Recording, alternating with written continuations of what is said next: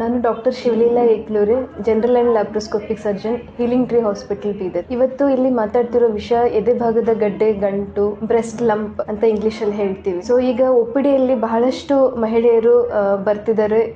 ಎರಡು group of ಮಹಿಳೆಯರಲ್ಲಿ ನಾನು ನೋಡ್ತಿದ್ದೀನಿ. ಸೊ ಒಂದು ಗ್ರೂಪ್ ಮಹಿಳೆಯರು ಬಹಳಷ್ಟು ಆಂಕ್ಷಿಯಸ್, ಯೂಶಲಿ ಸೋಷಿಯಲ್ ಮೀಡಿಯಾದಲ್ಲಿ ಬಹಳಷ್ಟು ಸೆಲೆಬ್ರಿಟಿಗೆ ಬ್ರೆಸ್ಟ್ ಲಂಪ್ ಆಗಿರೋದನ್ನ ನೋಡ್ಬಿಟ್ಟು ಅವ್ರಿಗೂ ಎದೆಯಲ್ಲಿ ಯಾವುದೇ ಥರ ತೊಂದರೆ ಕಾಣಿಸಿದಾಗ ಅದು ಕ್ಯಾನ್ಸರೇ ಅನ್ನೋ ಒಂದು ಭಯದಿಂದ ಬರ್ತಿದ್ದಾರೆ. ಇನ್ನೊಂದು ಗ್ರೂಪ್ ಆಫ್ ಮಹಿಳೆಯರು ಪೂರ್ತಿ ಅದು ಬ್ರೆಸ್ಟ್ ಲಂಪ್ ಬಹಳ ದಿವಸದಿಂದ ಅವರಲ್ಲಿ ಇದ್ದು ಅದನ್ನ ನೆಗ್ಲೆಕ್ಟ್ ಮಾಡಿ ಆಲ್ಮೋಸ್ಟ್ ಸ್ಟೇಜ್ 3, ಸ್ಟೇಜ್ 4 ಕ್ಯಾನ್ಸರ್ ಇಂದ ಬರ್ತಿದ್ದಾರೆ. ಸೊ ಇವೆರಡೂ ಗ್ರೂಪ್ ಆಫ್ ಮಹಿಳೆಯರು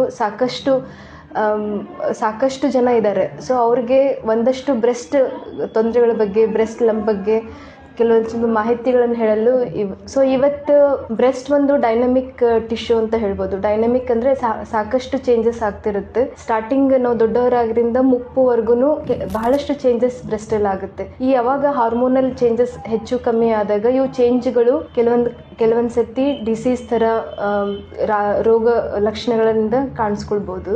ಸ್ಟಾರ್ಟಿಂಗಿಂದ ಸೈಕ್ಲಿಕಲ್ ಮಸ್ಟಾಲ್ಜಿಯಾ ಅಂತ ಹೇಳ್ಬೋದು. ಸೈಕ್ಲಿಕಲ್ ಮಸ್ಟಾಲ್ಜಿಯಾ ಇದು ಸಿಂಪಲ್ ಕಂಡೀಷನ್. ಇದರಲ್ಲಿ ಸ್ವಲ್ಪ ಹಾರ್ಮೋನ್ಸ್ ಏರುಪೇರಿಂದ ಮಹಿಳೆಯರಲ್ಲಿ ಯೂಶಲಿ ಪೀರಿಯಡ್ಸ್ ಬಂದಾಗ ಅಥವಾ ಪೀರಿಯಡ್ಸ್ ಬರೋಕ್ಕಿಂತ ಮುಂಚೆ ಬ್ರೆಸ್ಟ್ ರೀಜನಲ್ಲಿ ಪೇನ್ ಕಾಣಿಸ್ಕೊಳ್ಳೋದು, ಹೆವಿನೆಸ್ ಕಾಣಿಸ್ಕೊಳ್ಳೋದು ಇರುತ್ತೆ.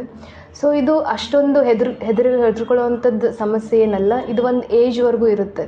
ಸೊ ಇದಾದಮೇಲೆ ಫೈಬ್ರೋಡಿನೋಮಾ ಬ್ರೆಸ್ಟ್ ಅಂತ ಹೇಳ್ತೀವಿ. ಫೈಬ್ರೋಡಿನೋಮಾ ಬ್ರೆಸ್ಟ್ ಯಾವುದೇ ಗಂಟು ಥರ ಕಾಣಿಸ್ಕೊಳ್ಳುತ್ತೆ, ಸ್ಲೋಲಿ ಗ್ರೋಯಿಂಗ್ ಇರುತ್ತೆ. ಇದು ಯಾವುದೇ ರೀತಿಯಲ್ಲಿ ಕ್ಯಾನ್ಸರ್ ಟರ್ನ್ ಆಗೋ ಚಾನ್ಸಸ್ ಇರೋದಿಲ್ಲ ಇದಕ್ಕೆ.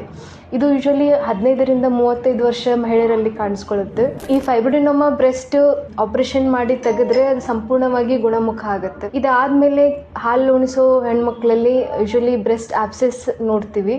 ಇನ್ಫೆಕ್ಷನ್ ಆಗಿಬಿಟ್ಟು ಸರಿಯಾಗಿ ನಿಪ್ಪಲ್ ರಿಟ್ರಾಕ್ಷನ್ ಅಥವಾ ತೊಂದರೆ ಇರೋದ್ರಿಂದ ಫೀಡಿಂಗ್ ಮಾಡದೇ ಇರೋ ಕಾರಣ ಬ್ರೆಸ್ಟ್ ಲಂಪ್ ಕಾಣಿಸ್ಬಿಟ್ಟು ಅದು ಕಿವ ಆಗಿಬಿಟ್ಟು ಅದರಿಂದ ಹೆಣ್ಮಕ್ಳು ಬರ್ತಾರೆ.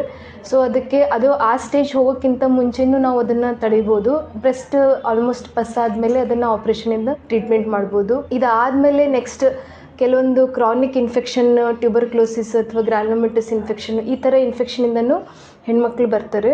ಸೊ ಇದರಲ್ಲಿನೂ ಬ್ರೆಸ್ಟ್ ಲಂಪ್ ಇರುತ್ತೆ, ಪೇನ್ ಇರುತ್ತೆ ಮತ್ತು ಅದ್ರ ಜೊತೆಗೆ ಫೀವರ್ ಲಕ್ಷಣಗಳು ಕಾಣಿಸ್ಕೊಳ್ಳುತ್ತೆ. ಸೊ ಇದಾದಮೇಲೆ ಬರೋದು CA ಬ್ರೆಸ್ಟ್ ಕ್ಯಾನ್ಸರ್ ಅಂತ ಹೇಳ್ಬೋದು. ಸೊ ಕ್ಯಾನ್ಸರ್ಲಿ ಯೂಶ್ವಲಿ ಪೇನ್ಲೆಸ್ ಗಂಟುಗಳು ಕಾಣಿಸ್ಕೊಳ್ಳುತ್ತೆ. ಇದು ಸ್ಲೋ ಗ್ರೋಯಿಂಗ್ ಇರುತ್ತೆ. ಆಮೇಲೆ ನಿಪ್ಪಲ್ಲಿಂದ ಸ್ವಲ್ಪ ಬ್ಲಡ್ ಡಿಸ್ಚಾರ್ಜು ಅಥವಾ ನೀರಿನ ಥರ ಡಿಸ್ಚಾರ್ಜು ಕಾಣಿಸ್ಕೊಳ್ಳುತ್ತೆ. ಯಾವುದೇ ಥರ ಬ್ರೆಸ್ಟ್ ತೊಂದರೆಗಳು ನಿಮಗೆ ಕಾಣಿಸ್ಕೊಂಡಾಗ ಸೊ ನೀವು ಮೊದಲು ಕನ್ಸಲ್ಟೇಷನ್ ತೊಗೊಳ್ಳೋದು ಯಾವುದಕ್ಕೂ ಉತ್ತಮ. ಕನ್ಸಲ್ಟೇಷನ್ಗೆ ಭಾಳಷ್ಟು ಹೆಣ್ಮಕ್ಳು ಹೇಗೆ ತೋರಿಸ್ಕೊಳ್ಳೋದು ಅನ್ನೋ ಸಂಕೋಚದಲ್ಲಿ ಇರ್ತಾರೆ. ಸೊ ಈಗ ಫೀಮೇಲ್ ಸರ್ಜನ್ ಇರೋದ್ರಿಂದ ನೀವು ಆರಾಮಾಗಿ ಬಂದು ಕನ್ಸಲ್ಟೇಷನ್ ತೊಗೋಬೋದು. ಯಾವುದೇ ರೀತಿ ಸಿಂಪಲ್ ಕಂಡೀಷನಿಂದ ಕ್ಯಾನ್ಸರ್ವರೆಗೂ ನಿಮಗೆ ಯಾವ ಥರ ಟ್ರೀಟ್ಮೆಂಟ್ ಮಾಡಿಸ್ಕೊಳ್ಳೋದು ಅಥವಾ ನಮ್ಮ ಕಂಡೀಷನ್ ಏನು ಅನ್ನೋ ಒಂದು ನಿಮಗೆ ಜ್ಞಾನ ಬಂದ ಮೇಲೆ ಸೊ ಅದು ಯಾವುದೇ ಪ್ರಾಬ್ಲಮ್ಮು ನಿಮಗೆ ಈಸಿಯಾಗಿ ಕಾಣಿಸುತ್ತೆ. ಸೊ ಬ್ರೆಸ್ಟ್ ಕ್ಯಾನ್ಸರ್ಗೂ ಬಂದರೆ ಸೊ ಸ್ಟೇಜ್ 1, ಸ್ಟೇಜ್ 2 ಅಲ್ಲಿ ನಿಮಗೆ ಸ್ವಲ್ಪ ಆರಾಮಾಗಿ ಟ್ರೀಟ್ಮೆಂಟ್ ಆಗೋ ಸಾಧ್ಯತೆಗಳಿರುತ್ತೆ. ಸ್ವಲ್ಪ ಫಸ್ಟ್ ಆಪ್ರೇಷನ್ ಇರುತ್ತೆ, ಆಮೇಲೆ ಕೀಮೋ ರೇಡಿಯೇಷನ್ ಇರುತ್ತೆ. ಸೊ ಅದರಿಂದ ನೀವು ಪೂರ್ತಿನೇ ಕ್ಯಾನ್ಸರ್ ಫ್ರೀ ಆಗ್ಬೋದು. ಸೊ ಇದೆಲ್ಲದಕ್ಕೂ ಇಂಪಾರ್ಟೆಂಟ್ ಏನಂತಂದರೆ ಈಗ ನಿಮ್ದು ಏನೋ ತೊಂದರೆ ಇದೆ ಅದಕ್ಕೆ ಕರೆಕ್ಟಾದ ಕನ್ಸಲ್ಟೇಷನ್ ಇಂಪಾರ್ಟೆಂಟು. ಅದ್ರ ಜೊತೆಗೆ ಕರೆಕ್ಟಾಗಿ ನೀವು ಟ್ರೀಟ್ಮೆಂಟ್ ತೊಗೊಂಡ್ರೆ ಅದರಿಂದ ನೀವು ಫ್ರೀ ಆಗ್ಬೋದು. ಆಮೇಲೆ ಇದ್ರ ಜೊತೆಗೆ ಇನ್ನೊಂದು ವಿಷಯದ ಬಗ್ಗೆ ನಾನು ಮಾತಾಡೋಕ್ಕೆ ಇಷ್ಟಪಡ್ತೀನಿ. ಅದು ಸೆಲ್ಫ್ ಬ್ರೆಸ್ಟ್ ಎಕ್ಸಾಮಿನೇಷನ್.